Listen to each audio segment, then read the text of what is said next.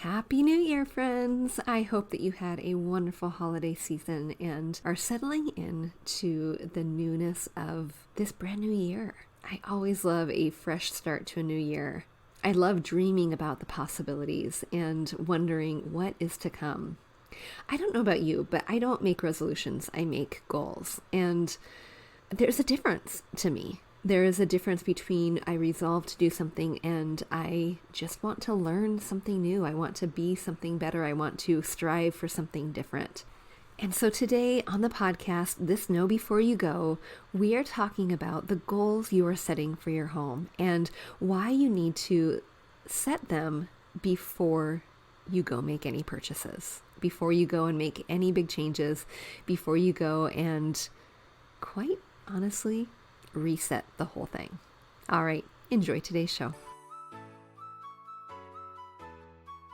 How many times have you found yourself at your favorite home decor store, browsing aimlessly for an item to spruce up your space, just to bring it home and then not quite like it?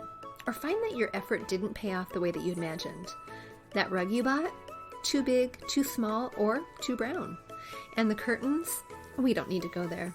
Or maybe we do, in this new Tuesday quick tip series, Know Before You Go, brought to you by all the mistakes I've made before, and thankfully have learned from.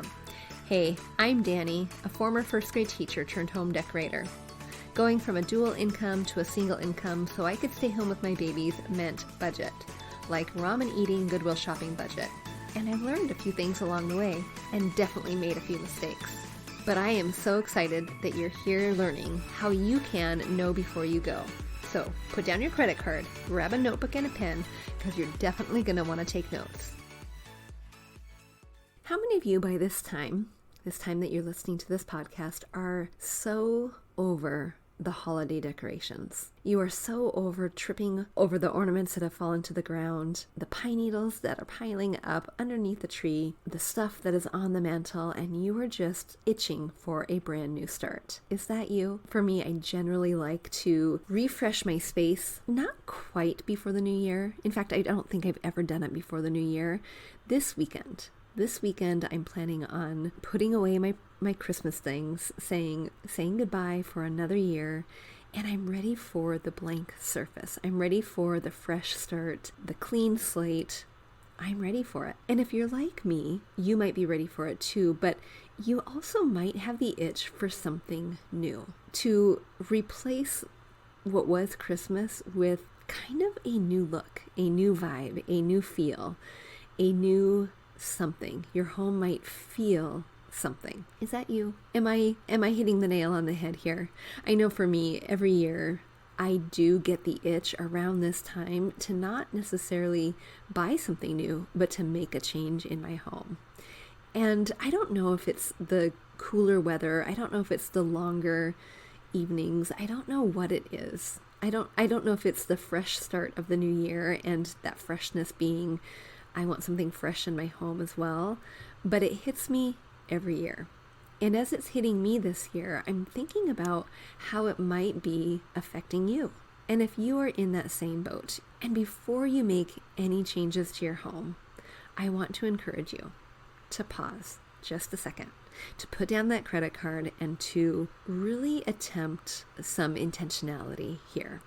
We may all be aspiring to have a clean slate, a blank slate, a fresh start. But before we do that, there are 3 things I think you need to know, think you need to think about before you make those changes, before you pop in the car and head to Hobby Lobby, Home Goods, wherever you're going to find the deals and to bring stuff home. And why would we do that? You're going to hear all about it. All right, friends, the hard truth is this. When we eliminate stuff from our homes, when we eliminate Christmas, and eliminate sounds like a negative word. I don't mean eliminate like, eliminate. But when we get rid of it, when we put it away, when we pack it away, when we say, thank you for another great season, we'll see you next November. When we do that, oftentimes we're ready for the next best thing. I think this is learned behavior. I do think that we see it in the advertising, we see it on TV, we see it all over. I don't necessarily think it's innate, but I think because it is so pervasive in our culture, we want that newness and we want kind of the next best thing.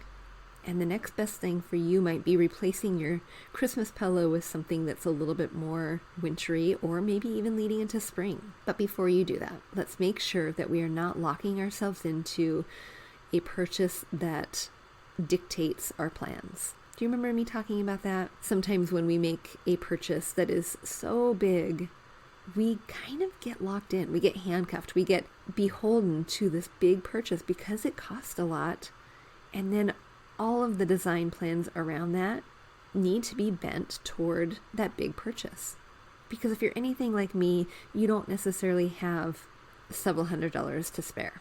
You don't necessarily have $1,000 to spare. So if you go in unknowingly making that big purchase, you can lock yourself in to a situation that is sometimes not irreversible. I don't want to be the negative Nelly here, but really hard to reverse. It takes years maybe to resave. It takes effort to post that big purchase that you now regret on Facebook Marketplace and get rid of it. Or, heaven forbid, you need to box it up and ship it back. That's the most effort, right? That is, have you ever tried getting the couch parts back into a box that you got from Wayfair and returning it? That's not really a fun time. Okay, so here are 3 things to think about before you do that. The first one is to think about last year and to think about how your home served you, how it served you well last year. What did your home do for you in a way that allowed you time and space to really love the people who you share your home with? That is the ultimate goal, right?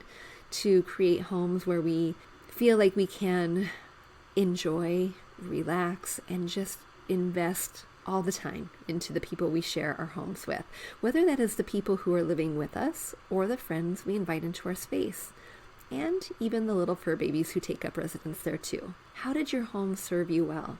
If we go into newness without recognizing what our homes did for us, we're missing a big piece here. We're missing a piece of the puzzle that I think needs to be thought about. Can we show a little gratitude for the ways that our homes, they might not be the way we want it to look, but did they serve us? Did they provide an office space when we were still out of our work office? Did they provide a cozy corner for snuggling deep with the babies when we were reading to them? Did they provide a nice warm roof over our head during that big thunderstorm back in June?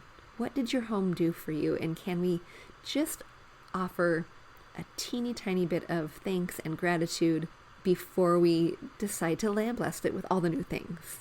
Sometimes when I find that I'm ready for new and I'm ready for change and I'm ready to just tear out the pantry, sometimes I find myself, if I'm in that train of thought and I'm running down that path of, and it's not negative thinking, but it is, I want something new. If I'm running down that path and I'm not stopping to reflect on the thing that pantry, for example, did for me, I'm going to miss the potential for what it can do for me once it's time to make the changes. And if I can't focus on the positive, even if it is just one teeny tiny little thing, if I can't focus on the positive now, I'm not going to be able to appreciate and recognize the positive when I do make those changes. Do you see how that goes?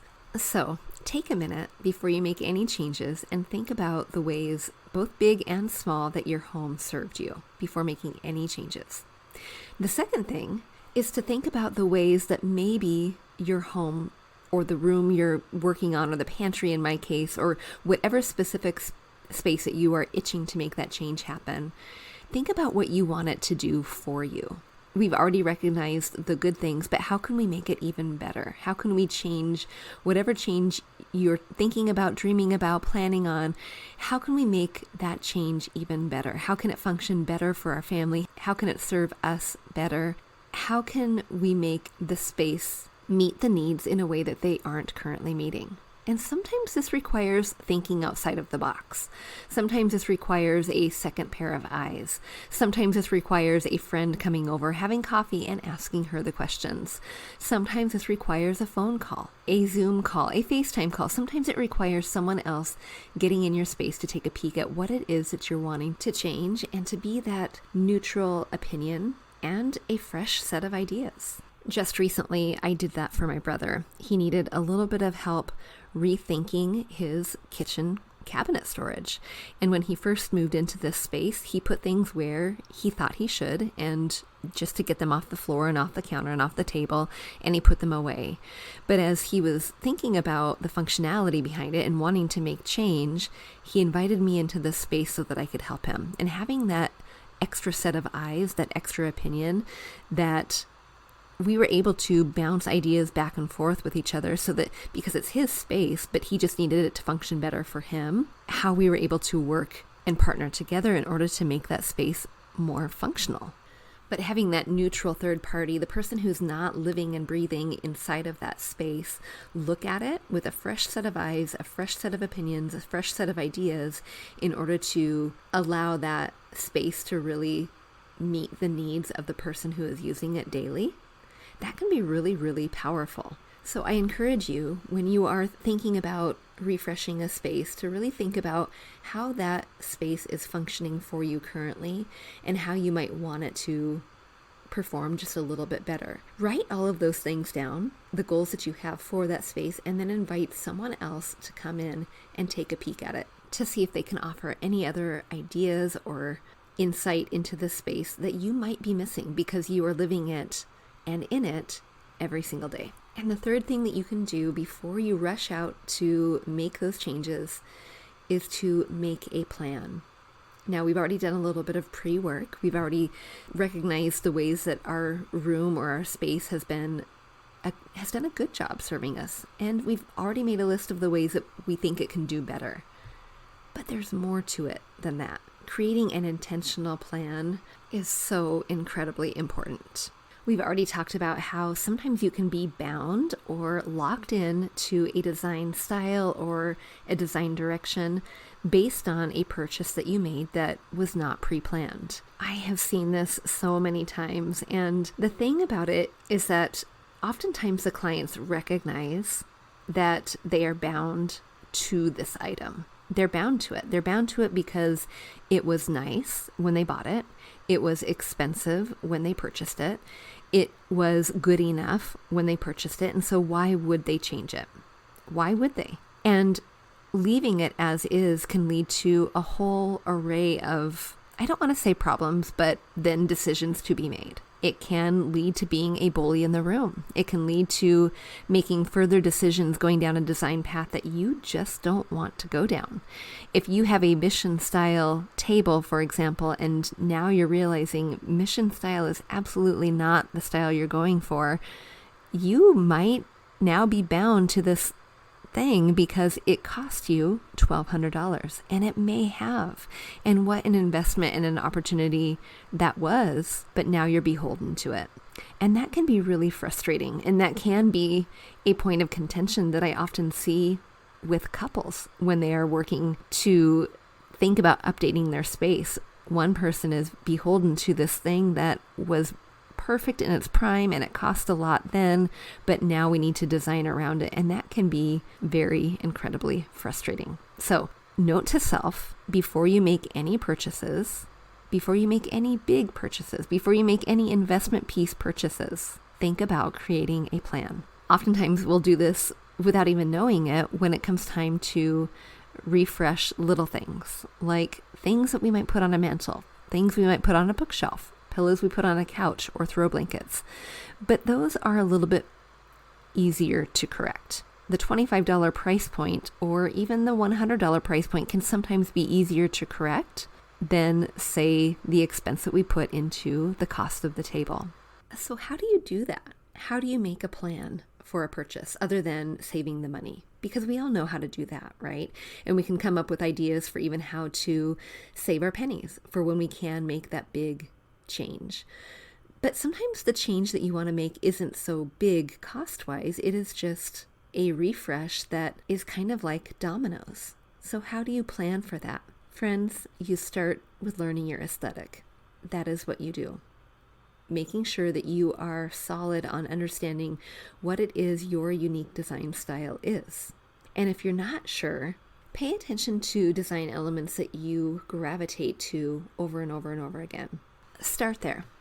And if that's not enough, if you're still not able to figure it out, In my online design academy, I have a course that is designed to help you understand what your design aesthetic is, your unique design style. It's called Pinning with a Purpose, and we use Pinterest in order to do that. Now, this is not just a course where we say, okay, go have fun on Pinterest. You are literally a student of design, learning all the things, learning the ways that you are able to finally understand what your unique design style is. Now, spoiler alert, this Pinning with a Purpose is one module within my bigger Home Design 101 course.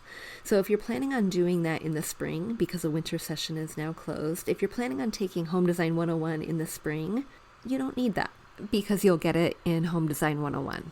Once you can name all of the design elements that make up your unique design style, you can then go back to the room the way that you think that it's functioning for you, the way that you hope that it will function for you, and you can put those design elements within the room. And you can think about the ways that your room is or isn't represented there with those design elements and start formulating your plan that way. But not only that, does your home or your room that you're wanting to refresh have a feeling word, or does it have a theme associated with it?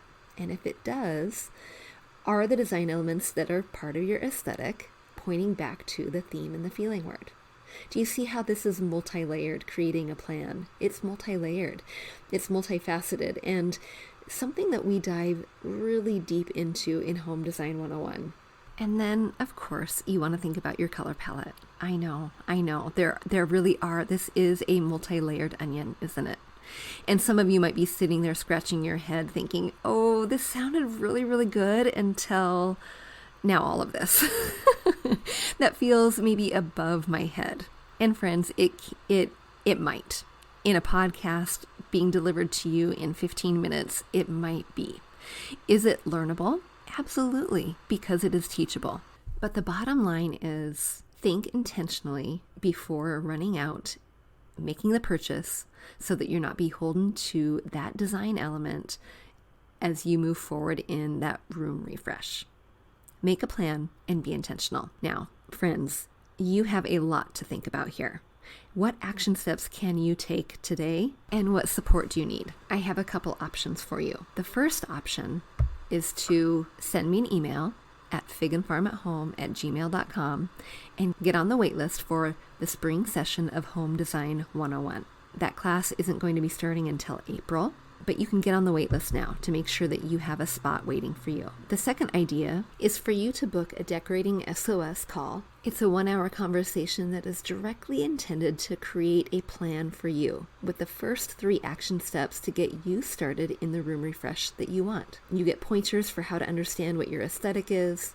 You get ideas for how to understand what purpose you have for the room and what you want the room to do for you. And you get a clear plan with action steps for what to do next or where to even start. The link to book that call will be in the show notes. All right, friends, as you get started on this new year, the first week of the brand new year, I hope that you are able to reflect on the way that your home served you well last year, really be intentional about the way that you want it to serve you better this year, and to be deliberate and intentional about making a plan.